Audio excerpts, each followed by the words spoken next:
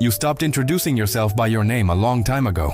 Because now when people ask who you are, all you can think about is who you lost, what you buried, the version of yourself that died alongside them, and somewhere in that cemetery of memories you forgot that you were supposed to keep living. You wear your grief like a second skin now, don't you? It's become so familiar that you wouldn't even know who you'd be without it. And that terrifies you more than the loss itself ever did. Because at least the loss made sense. But this emptiness pretending to be an identity doesn't make sense to anyone, not even to you. You've memorized the weight of absence better than you ever memorized joy. And you can describe your pain in 14 different ways.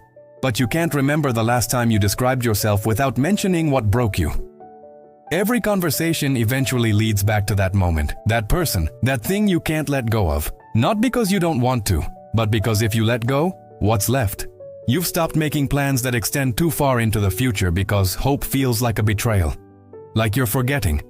Like you're moving on when you promised yourself you never would. Here's what nobody told you. Grief was supposed to pass through you, not become you. It was supposed to be something you experienced, not something you are. The truth that's going to hurt. You're not honoring anyone by destroying yourself.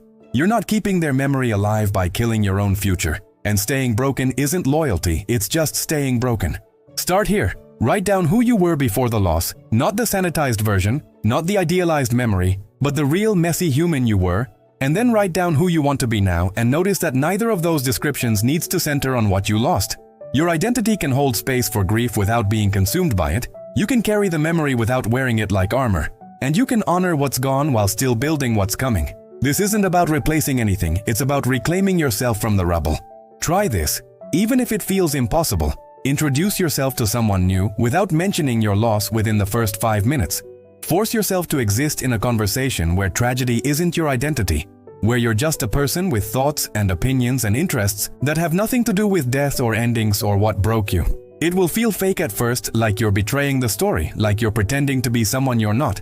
But push through that discomfort because on the other side of it is the possibility that maybe, just maybe, you're more than what happened to you. You're allowed to be happy without it being an insult to your pain. You're allowed to laugh without checking over your shoulder for permission from the past. And you're allowed to build a life that isn't centered on loss even though loss is part of your story. The people you lost, the things that ended, the versions of yourself that died, they don't need you to suffer forever to prove they mattered. They need you to live fully enough that their impact meant something. That their love propelled you forward instead of anchoring you to the bottom of an ocean you're drowning in.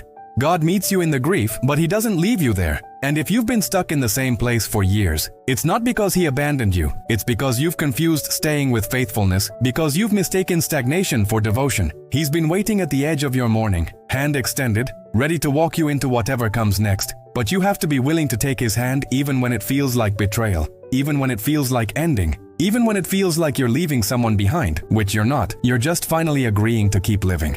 Your grief will always be part of you. A scar that never fully fades. But scars are proof of healing. Proof that the body knows how to close wounds even when the heart wants to keep them open. You get to decide if you want to be defined by the wound or by the healing, by what you lost or by what you're capable of surviving. And survival isn't just staying alive, it's choosing life over and over again even when death feels more familiar.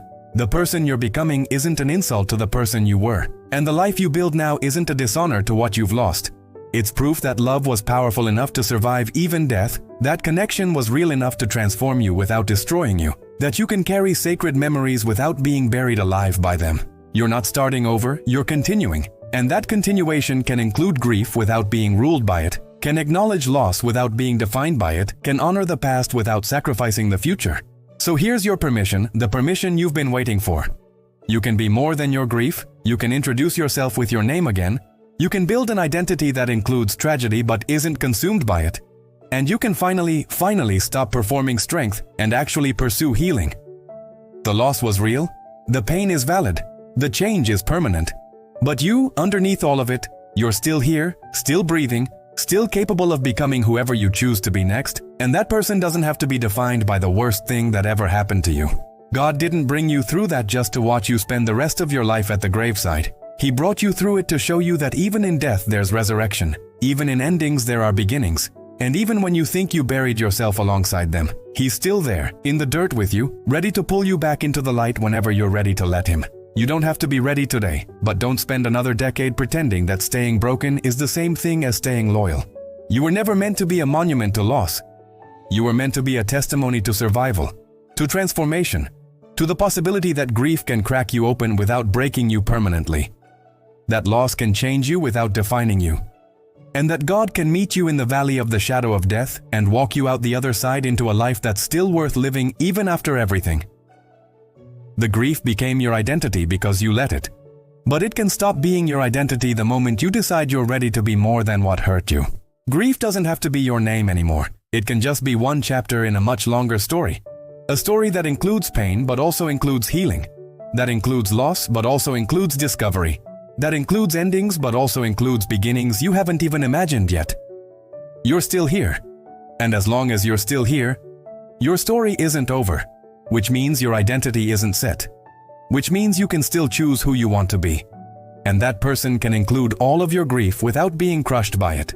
You grew around your grief like a tree grows around a wound, and now it's part of your structure, part of your strength, but it's not your entire trunk, it's not your whole root system, and it's not the only thing that defines your shape. You can be scarred and still growing, wounded and still reaching toward light, marked by loss and still creating beauty, and that's not betrayal, that's just the truth of what it means to be human, to be broken and becoming, to be grieving and growing all at once. If you're ready, even just a little bit ready, to start separating your grief from your identity, stay.